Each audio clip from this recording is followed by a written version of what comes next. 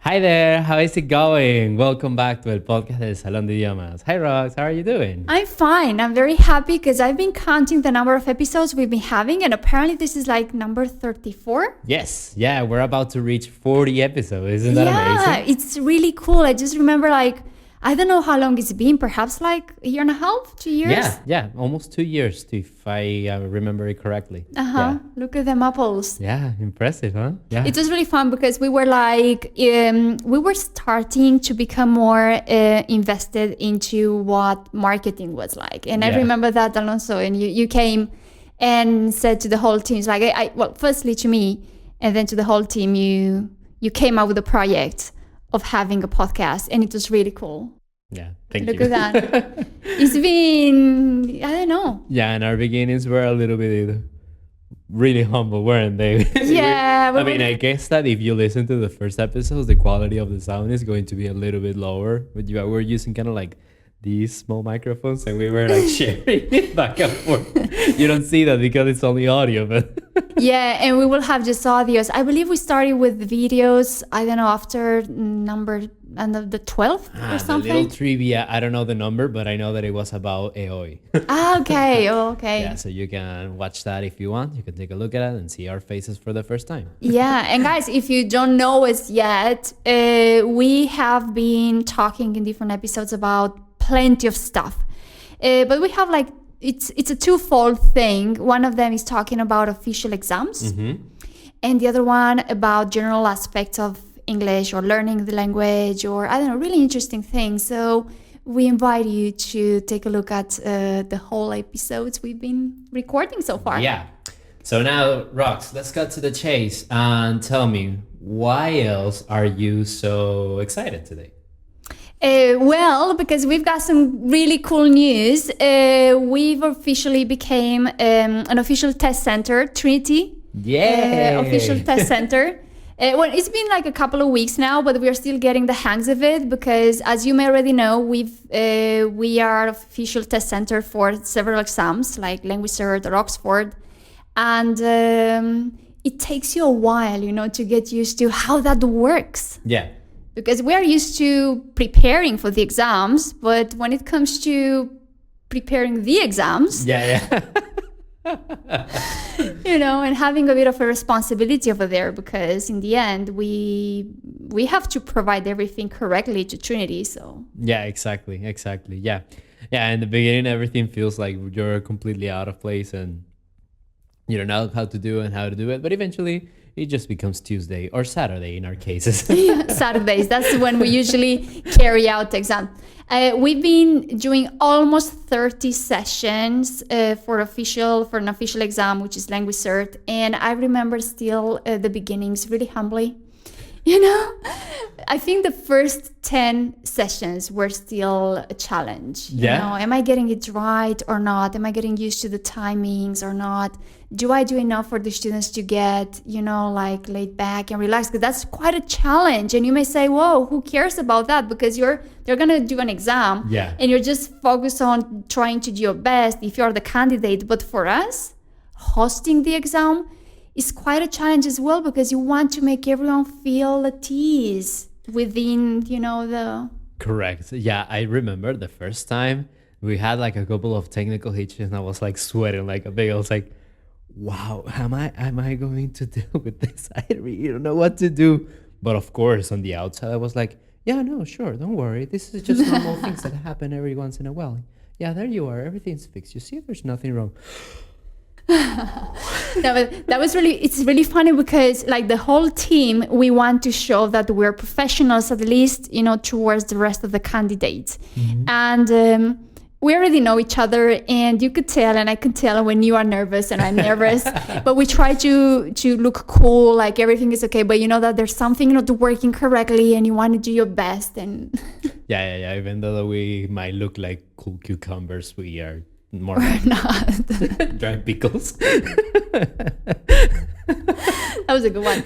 By the way, this reminds me, guys, so there is another, we've got, as I told you, plenty of episodes, but there is one of them which is with idioms. And I'm pretty sure whether we talk about idioms related to food, but if we haven't, because it doesn't ring a bell, we have been talking about different idiomatical expressions. Yeah. However, there is a really good article we have on the blog, which is idioms with food. And you are going to just crack up. It's like they're so funny and they're so used. I love them so much. On a daily basis. So just go to our blog because there's like so many resources, free resources for you to learn English. Yeah, so let's get to the chase. So we have other episodes about Trinity, and you can take a look at how to do the listening and how to do the speaking. But today we're gonna focus on the writing, okay? Yeah. Yeah. Quite a hard nut to crack, honestly. Yeah. By the way, we're talking about Trinity ISE, right? We mostly focus on levels B2 and C1 because that's like most of the people who come to us, they prepare for this. We also have students for IC4 or even lower levels. However, our main our main idea here is to talk about the high, intermediate, and high levels. And as Lauren just said, we have really cool episodes about the speaking and the listening. And today we're gonna go with the writing because, to be honest, this is the most challenging part. In this specific exam, I find it the most challenging, or at least from people coming to us like, hey, I failed that part. I need some training, or I don't know what actually happened, but it's quite a challenge. Why do you think it's quite a challenge? I believe that you completely depend on the reading in order to do half of the test correctly.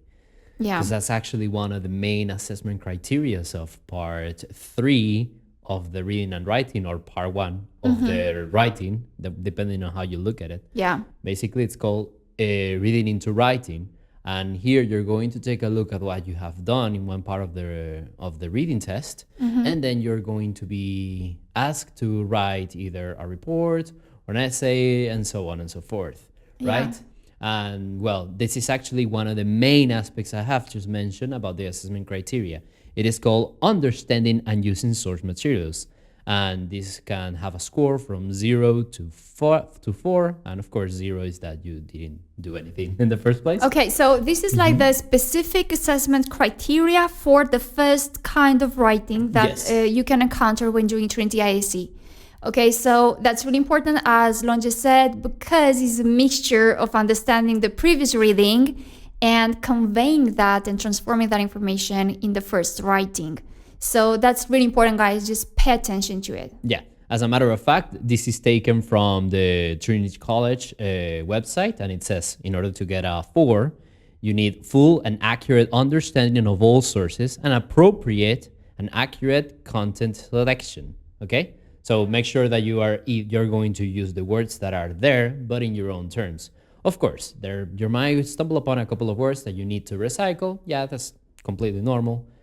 Yet you have to make it yours. You have to appropriate it. So long story short, if you want to have a really good mark and score in the first writing, you need to really do a very good reading. Correct. And you need to understand the reading perfectly. And then having the ability to reformulate that. Yeah. Doesn't mean that if you do the writing based on the reading, you cannot copy words from the reading, because you're supposed to get inspired from the topic you have in the reading. I mean, maybe there might be a couple of words that there are no way to change, like names for places. Yeah. Or something along those lines. Nevertheless, you should always try to paraphrase and try to accommodate the writing style as well, due to the fact that if you are supposed to write a review, the vocabulary is going to be quite distinctful from discursive essay, for instance. Yeah. So this raises an important skill, raises the interest on a really important skill that all of us need to have, which is the ability of reformulating. And perhaps even synthesizing, like summarizing, getting the most of the information within shorted pieces of paragraphs or information with your own words. And that's not a piece of cake at first. Yeah, exactly. Precisely. Yeah, and the other assessment criteria that there is for part 3 is task fulfillment, which is, of course, the things that we know this is pretty much universal for every kind of writing over there.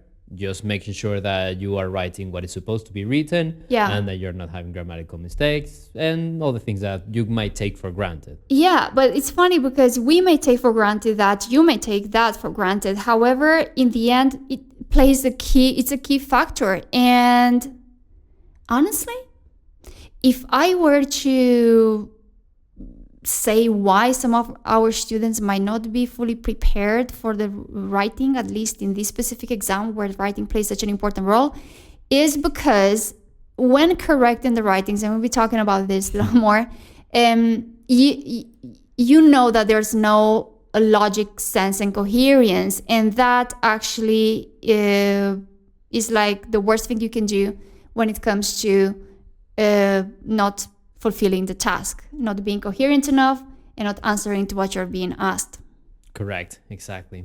And now for part 4, part 4, which is the second writing, right? Yeah, which is the second writing, yeah.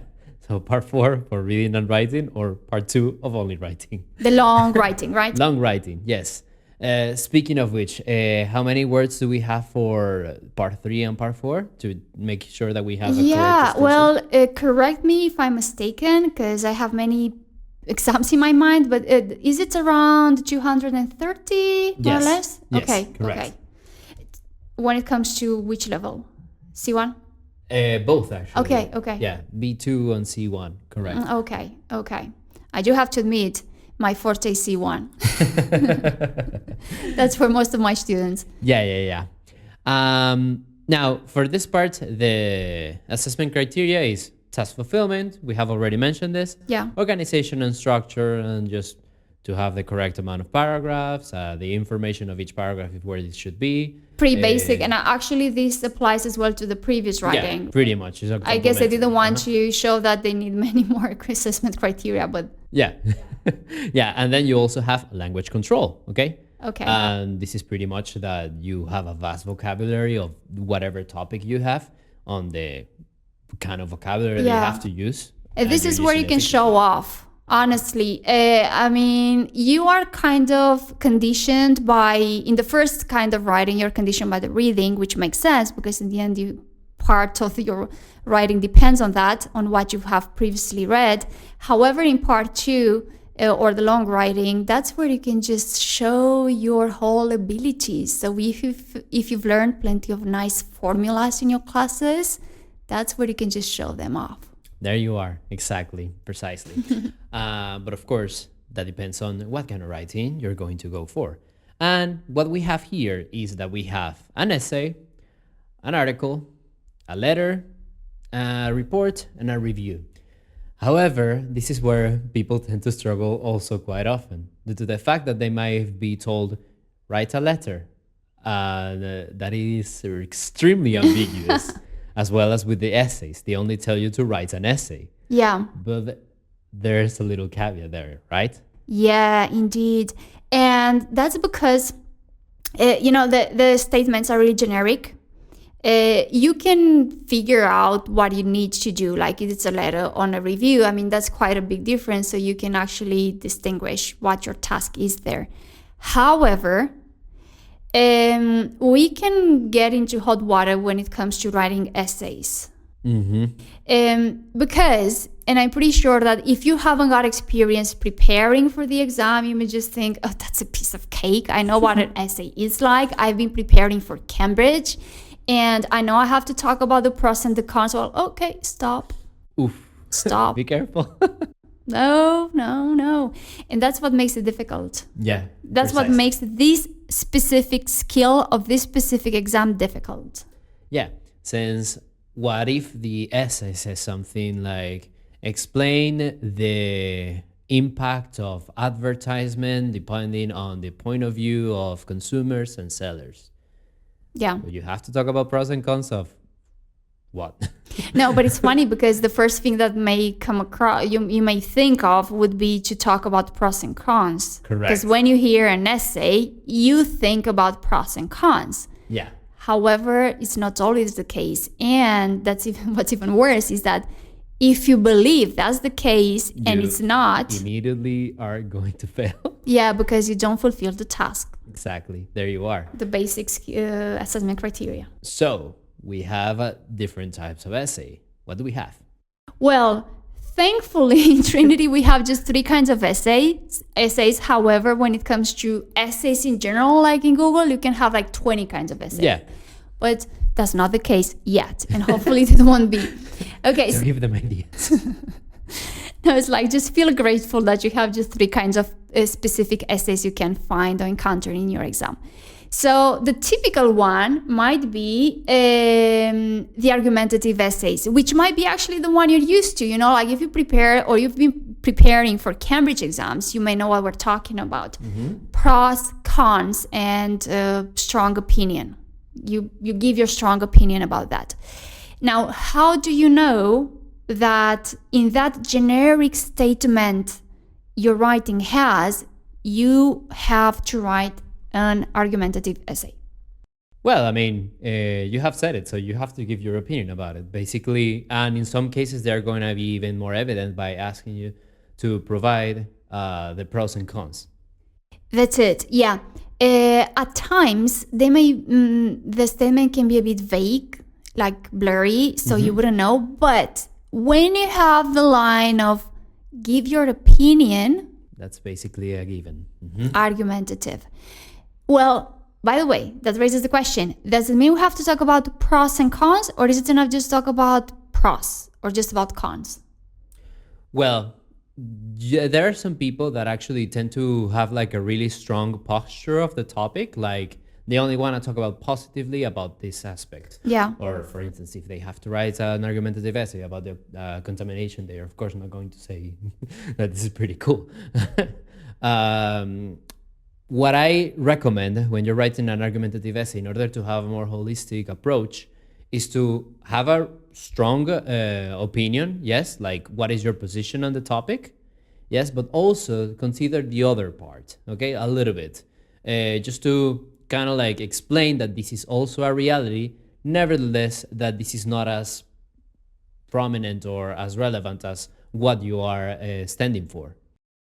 So, long story short, you can do pros and cons, you can do just pros, you can do just cons, but if you focus on just your main contention, your main ideas are just one-sided, you can give like a line talking about that, the fact that there might be some other alternative opinions to that without necessarily delving into it. Correct. Okay? Exactly. But you do give your opinion. And by the way, when you provide and give your opinion, it's not necessarily at the end.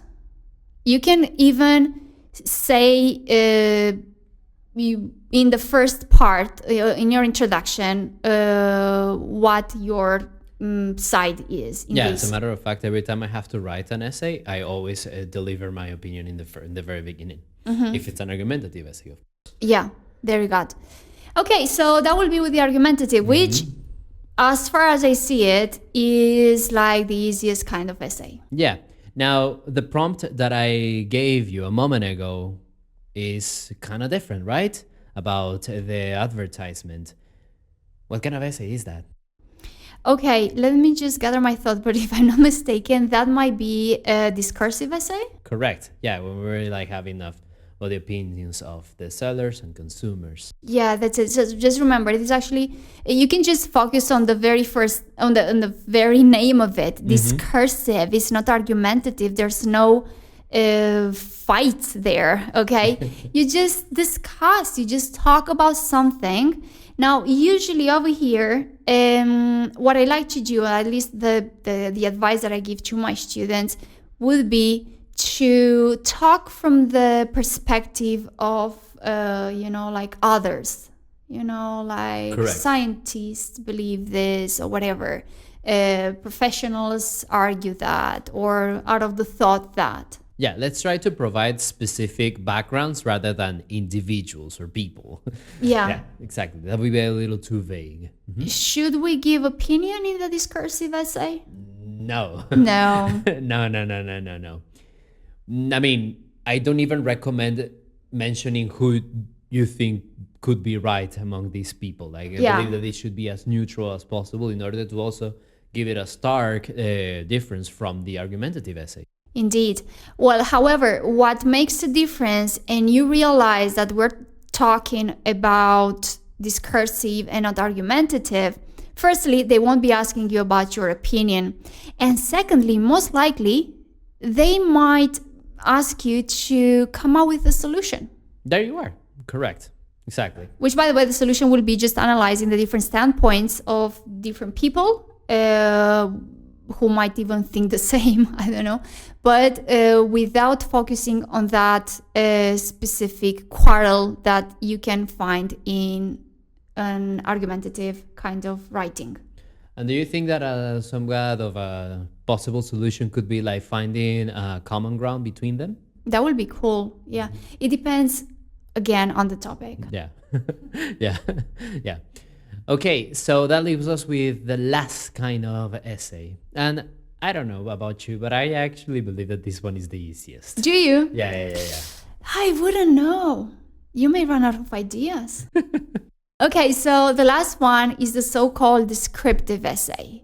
And if you are to think of it, perhaps this kind of essays, or perhaps the three of them, are more likely to appear in the reading into writing kind of composition you're required. Because in the end, you do need some specific figures, information, context from which you can just develop your thoughts and your writings. So over here we have the descriptive one, which, as its very name says, you have to just provide really neutral, unbiased kind of information without necessarily mentioning pros, cons, what other people might be thinking of it. How else would you describe the descriptive essay? Yeah, you just point out facts. And as a matter of fact, I believe that one of the most essential parts of it is that it has to be really sensorial, if you want to call it that way. Like, you have to be descriptive with images, even smells if it's the case, or sounds if it's the case, okay? You have to be really descriptive with this. I wouldn't, though, focus too much, because there is a difference between descriptive story and descriptive essay. Mm-hmm. So in the stories, I would focus even more on this specific senses thing. What I will try to do if I were you and you realize you have to write a descriptive essay would be to provide plenty of figures and statistics and data that you can just copy from the reading, or you can even come up with more, right? And even passives, they're cool for essays. Yeah, definitely. Not opinions whatsoever. Forget about that. Yeah. Nothing of that reminds that there's a kind of a hidden thought over there. Just imagine that you're doing, you're writing for the paper. Yeah. In fact, every time I have to write a descriptive essay, I write it entirely in third person.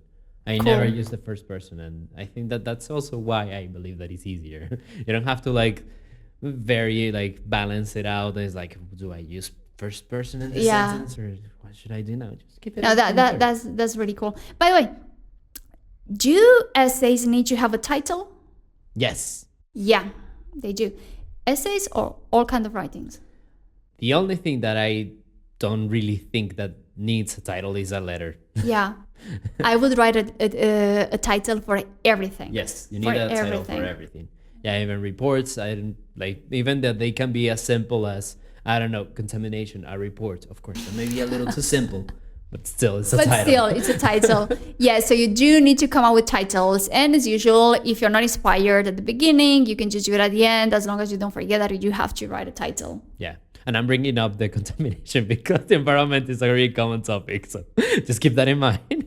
Yeah, indeed. Well, there are many of the track topics which are being asked, honestly. Mm-hmm. So, yeah. Okay, so long story short, what kind of writings might be more typical?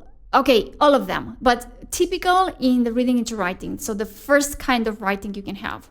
I would say an essay, without a doubt. Essay, yes. Yeah, essay, perhaps some reports. They are not very common. Yeah.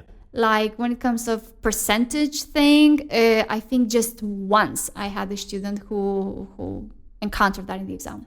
Do you think that you could stumble upon a review in the reading into writing? The likelihood is not very high. Yeah, right? No, I think reviews and letters might be more for the second part. Yeah, because just consider what a review is. Like, you have to talk about perhaps like your own experience regarding the idea. So of course that will be completely made up if you're like reading an article about this thing. Yeah. And like, how did you experience that? If that is like, usually that is kind of like more of an article that they're explaining an entire thing going on in a culture or any kind of varied topic, of course. Right. Do you think there's a likelihood that you can encounter the same type of writing in both tasks? It could happen. Yes, that's not impossible. I wouldn't say that it's super common, but it is possible. Yeah, I think it does happen with articles. Yeah. Articles are also really popular. And I don't know about you, but I'm not a big fan of writing articles. No, I do like articles. Yeah.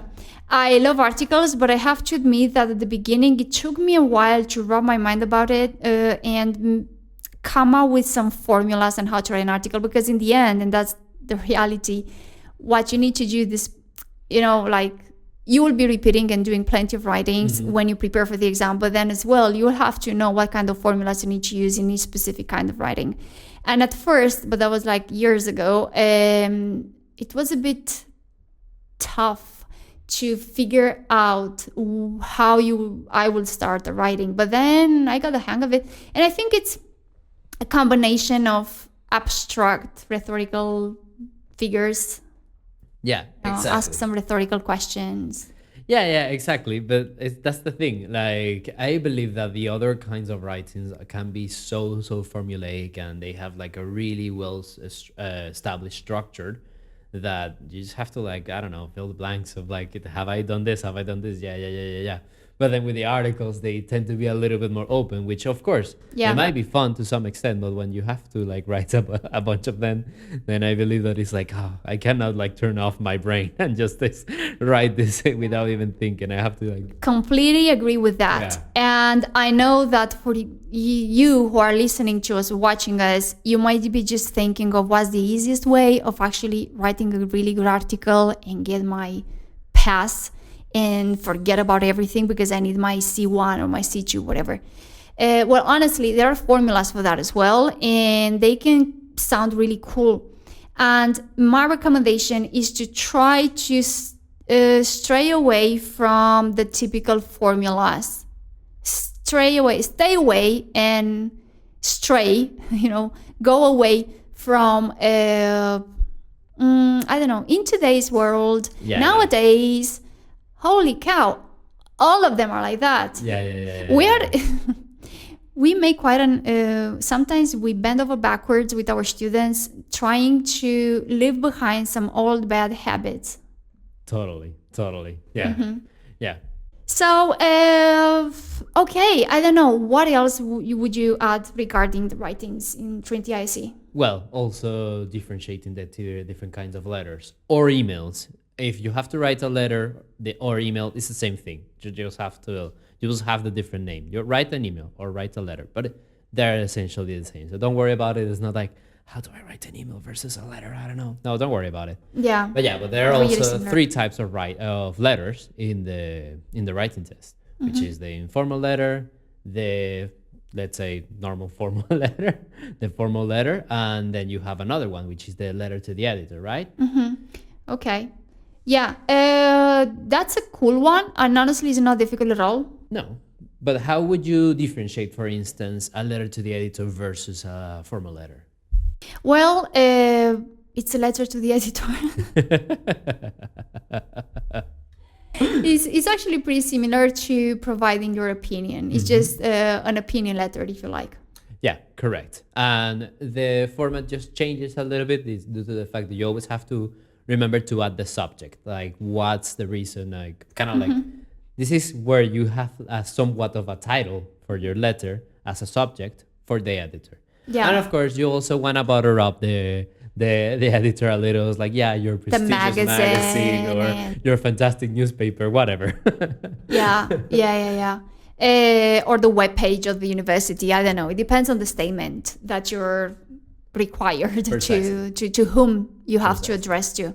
But in the end, it's pretty easy. I would say it's a semi-formal kind of letter, you know, because it's not that extremely formal when you, I don't know, like even complaint letters, but it's just providing your opinion. Some people would say that a letter to the editor is like an article, but in a letter format. Okay. Semi-formal. Okay, so it's not that of a challenge. However, the challenge would be to train yourself for this kind of tasks. Correct. And honestly, if you know how to do the writings for ISE, you know how to do the writings for plenty of different exams. Yeah, exactly. So it's a sort of win-win situation. Yeah, that's it. Okay, so just guys, remember the following thing. Practice makes perfect. Now, more often than not, you have formulas for every kind of writing, which brings me to the fact that the other day I was crazy. So as we are like official test center, we can carry out computer-based exams and paper-based exams. And not all the exams are suitable for both. However, one of the exams we have has both. And in that specific case, we were carrying out paper-based, meaning you just write on a paper, then you give the paper to us, we upload that exam, and the official exam, whoever that is, whichever that is, they correct it. And I was taking a look at it because I had to scan all the papers, and then I realized that in one specific story, which by the way, you're lucky enough because in Trinity you don't have stories so far, okay? That specific candidate, which happened to be one of our students, half of the writing was copy paste like formulas. She came from our models, because what we do is provide with models of how you should be answering. And I don't know how she managed to adapt a story about an adventure on the mountain to a story about a completely specific, different specific topic in the exam. Oh, wow. But she made it do. So that's quite an interesting skill she had, you know? Of course, I mean, no one knows the kind of topic. It was like, imagine, it was a perfect kind of writing she had, and I'm pretty sure she will pass. I haven't seen her score yet, but that brings us to the fact that you can have models and formulas on how to answer. So half of your writing is kind of made from home or from class.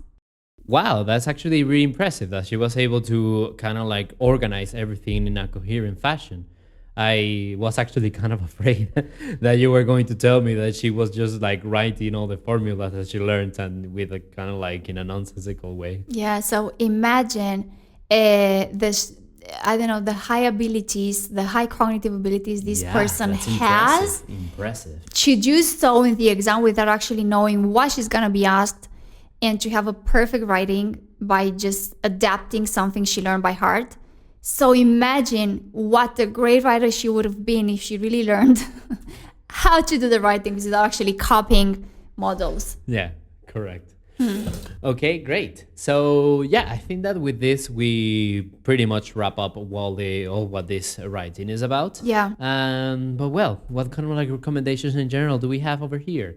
Well, we're talking about Trinity.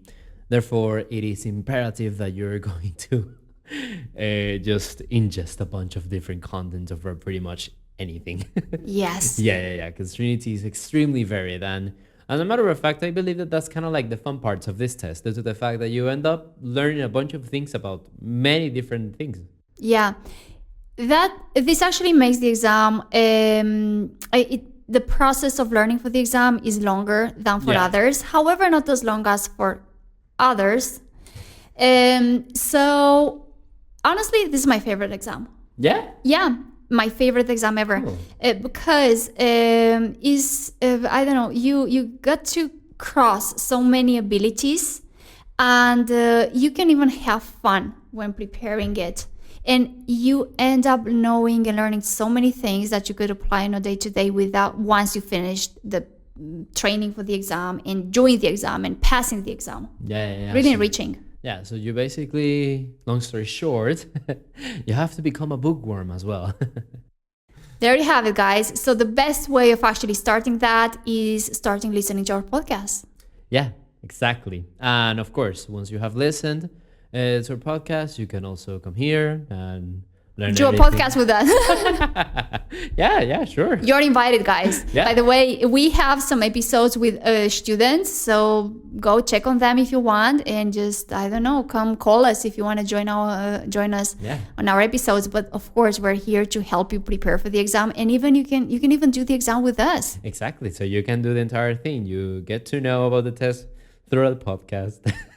You come here and have classes, you get prepared, and then you can finally just take the test over here. Yeah, it's really cool process. Yeah. And we invite you to subscribe to the YouTube channel for one specific reason. You have so much free material to work with. You have not just our episodes, the podcast, but you have like exams you can actually do online. You can practice. Yeah, and we have, by the way, we have even trial exams in our platform, and which are for free, and as well the blog. In the blog, you have most of the information we have just spoken about today here, like in a summary in our articles, and you have models you can practice with for free. So yeah, make the most of it. Correct. Okay, well, I think that sorted everything out. That's it. Okay, Good luck with the exam, you guys. So yeah, I hope that you enjoyed this episode, and yeah, don't forget to subscribe and hit the like button. Bye-bye, guys. Take care and see you on the next one. See Bye. you. Bye, Rox. Bye, sweetie.